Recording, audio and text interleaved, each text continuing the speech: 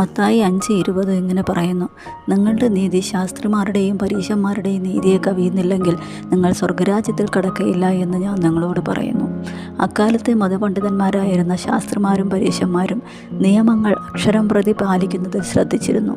എന്നാൽ അവരുടെ ഹൃദയം ദൈവത്തോടോ മനുഷ്യരോടോ അടുത്തായിരുന്നില്ല. നിയമം പാലിക്കുന്നത് മറ്റുള്ളവരെ കാണിക്കാനായിരുന്നു, അതായത് ബാഹ്യമായ നീതിയായിരുന്നു അത്. എന്നാൽ യേശു ആവശ്യപ്പെടുന്നത് ഹൃദയത്തിൽ നിന്നുള്ള ആത്മാർത്ഥമായ സ്നേഹവും നീതിയുമാണ്.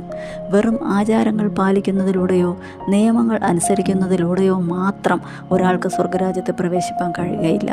മറിച്ച് ദൈവത്തോടുള്ള സ്നേഹവും അനുസരണവും ജീവിതത്തിൻ്റെ ഭാഗമാകണം. പരീശന്മാരുടെ നീതിയേക്കാൾ കവിയുന്ന നീതി എന്നത് കേവലം നിയമങ്ങൾക്കും അപ്പുറം കരുണയും വിനയവും സത്യസന്ധതയും നിറഞ്ഞ ഒന്നായിരിക്കണമെന്ന് യേശു കർത്താവ് നമ്മെ പഠിപ്പിക്കുന്നു.